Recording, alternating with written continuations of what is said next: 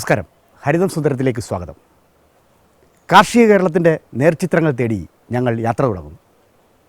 കൃഷിയുടെ കരുത്തും കാന്തിയുമുണ്ടിതിൽ, നാട്ടുപച്ചകളുടെ സ്പന്ദനവും.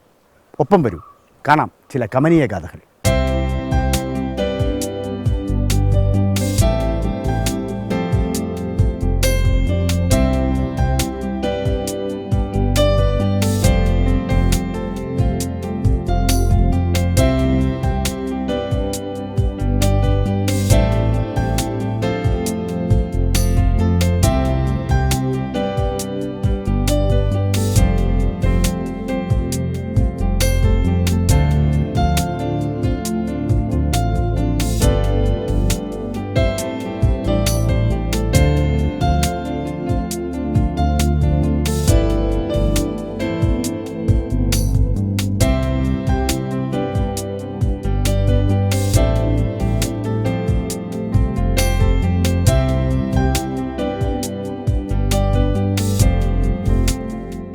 കൈതപൂക്കുന്ന നാട്ടിടവഴികളിലൂടെയാണ് ഇത്തവണ യാത്ര. കൊല്ലം ജില്ലയിലെ തഴവ ഗ്രാമം. ഇവിടെ തഴപ്പായോടൊപ്പം പ്രസിദ്ധി നേടിയ മറ്റൊരു കൃഷിയിടം കൂടിയുണ്ട്. തഴവയിലെ കൃഷ്ണകൃപ എന്ന വീട്ടിലെ കൃഷിയിടം. ഇവിടെ കൃഷിക്കാരൻ മറ്റാരുമല്ല, കേരള പോലീസ് സേനയിലെ ഒരംഗം കൂടിയാണ് ശ്രീ പ്രദീപ്. പ്രദീപിൻ്റെയും സ്മിതയുടെയും കൃഷ്ണകൃപയിലെ കാർഷിക വിശേഷങ്ങൾ തേടിയാണ് ഇത്തവണ യാത്ര.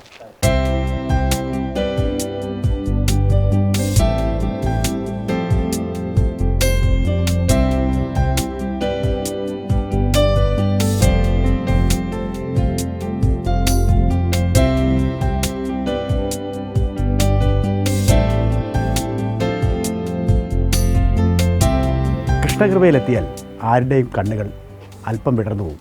കാരണം 44 സെൻറ്റോളം വരുന്ന ഇട്ടവട്ട കൃഷിയിടത്താണ് തീവ്ര രീതിയിൽ കൃഷി.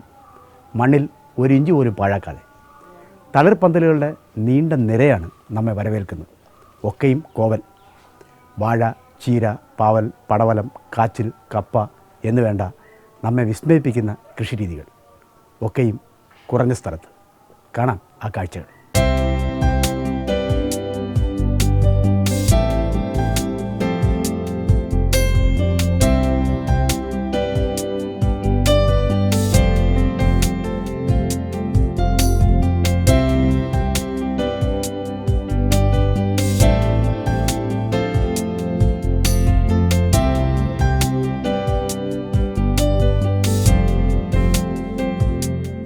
മീനവയിൽ മനസ്സിനെയും മേനിയെയും ആകെ പൊള്ളിക്കുമ്പോൾ കൃഷ്ണകൃപയിലെത്തുന്ന ആരെയും വരവേൽക്കുന്നത് സ്മിതയുടെ സംഭാരമാണ്. നാട്ടുപൈക്കളിൽ നിന്ന് ശേഖരിച്ച പാലിൽ നിന്നും വെണ്ണയിൽ നിന്നും നെയ്യിൽ നിന്നുമൊക്കെ ഉൽപ്പാദിപ്പിക്കുന്ന നിരവധി മൂല്യവർദ്ധിത ഉൽപ്പന്നങ്ങൾക്കൊപ്പം തന്നെ ഉള്ള സംഭാരം ആരുടെയും മനസ്സിനും മേനിക്കും കുളിർ നൽകുന്നതാണ്.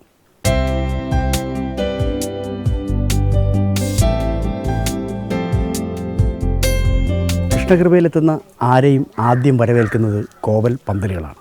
മരക്കമ്പിലും അടയ്ക്കാക്കീരലും ഉയർന്നു നിൽക്കുന്ന കോവൽ പന്തലാവുന്നത് പ്രധാനമായും പാഴായി പോകുന്ന മീൻ വലകളാണ്.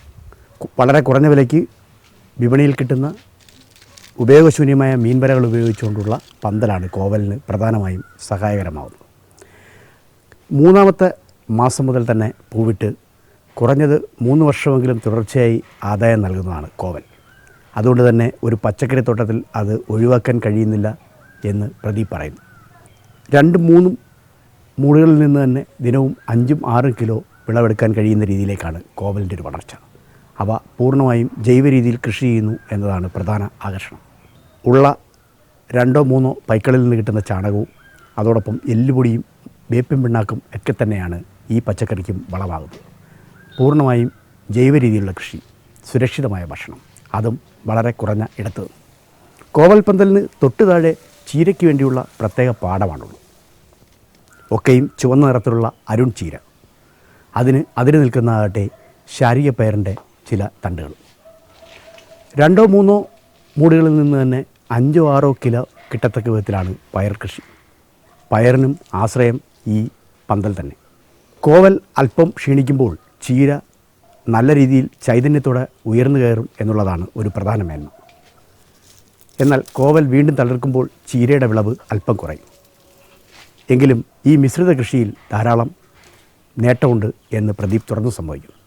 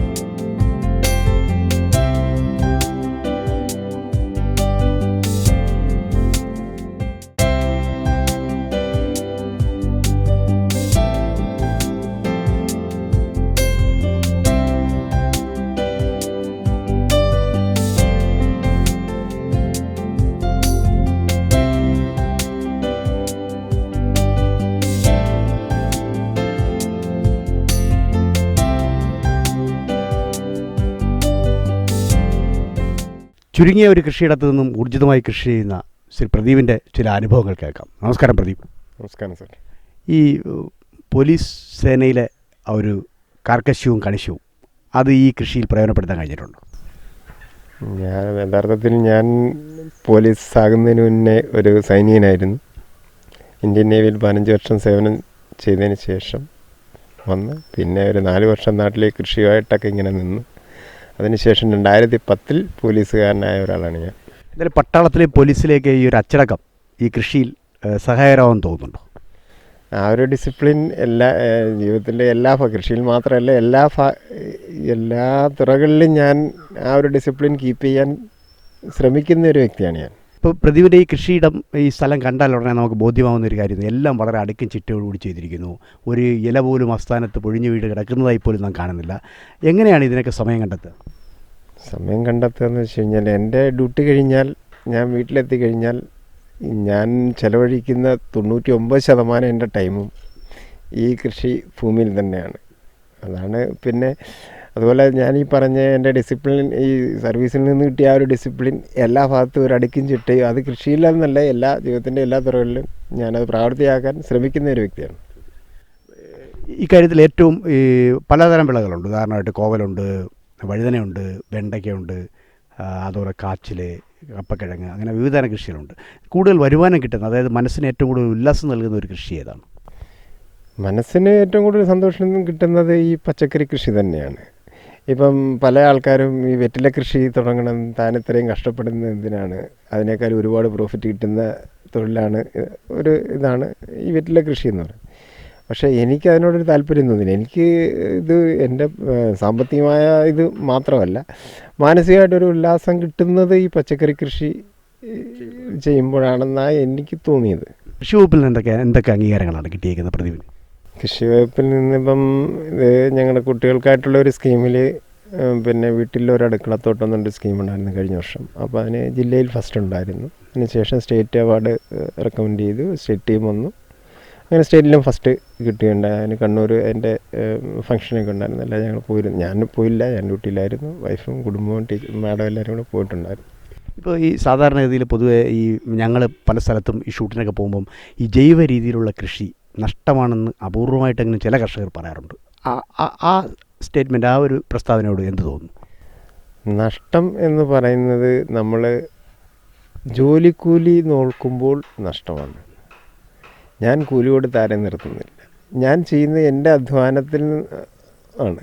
അപ്പോൾ ഇതിൻ്റെ മൂല്യം, അത് പിന്നെ അതിൻ്റെ കൂലിയായിട്ട് കണക്ക് കൂട്ടിക്കഴിഞ്ഞാൽ നഷ്ടമാണ്. പക്ഷേ എനിക്ക് കിട്ടുന്ന ഒരു മാനസികമായ ഒരു സന്തോഷം ആ നഷ്ടത്തെ മറികടക്കുന്നുണ്ട്. അതാണ് യഥാർത്ഥത്തിലുള്ളത്. അല്ലാതെ ഈ ചെറിയ പിന്നെ നമുക്ക് ജോലിയിൽ നിന്ന് കിട്ടുന്ന വരുമാനമുണ്ട്. പിന്നെ ഇതിൽ നിന്ന് കിട്ടുന്ന വരുമാനം ഒരു എക്സ്ട്രയാണ്. അതിനേക്കാൾ കൂടുതൽ ഉപരിയായിട്ട് എനിക്ക് മാനസികമായിട്ടുള്ള, എനിക്കും കുടുംബത്തിനും, പിന്നെ നമ്മുടെ നല്ല അത്യാവശ്യം എല്ലാം നല്ല വിശ്വസിച്ച് കഴിക്കാവുന്ന ആഹാരം, പഴങ്ങളായാലും ഇപ്പോൾ ഒരു മാസം തന്നെ ഒരു 2 അല്ലെങ്കിൽ 3 വാഴക്കൊല ഉണ്ടാവും, വിൽക്കില്ല. അത് നിർത്തി ഓരോന്ന് പഴുക്കുന്ന ഞങ്ങൾ തന്നെ കഴിക്കും. അത്യാവശ്യം റിലേറ്റീവ്സിൻ്റെ ഫ്രണ്ട്സിന് ആരെങ്കിലും ഉണ്ടെങ്കിൽ ശലം കൊടുക്കും. അങ്ങനെ അപ്പോൾ അതാകുമ്പോൾ വിശ്വസിച്ച് കഴിക്കാം. ഒന്നത് പിന്നെ ഈ കിട്ടുന്ന ഇപ്പോൾ തന്നെ ഇന്നലെ തന്നെ ഞാൻ 1200 രൂപയുടെ പച്ചക്കറിയും ചീരയും കൂടെ വിറ്റു. അതുപോലെ ഇപ്പോൾ ഒന്നിനാടോ എനിക്ക് 500-600 രൂപ 700 രൂപ, ചിലപ്പം 1000-2000 രൂപയുടെയൊക്കെ വിൽക്കുന്ന ദിവസങ്ങളും ഉണ്ടാകും.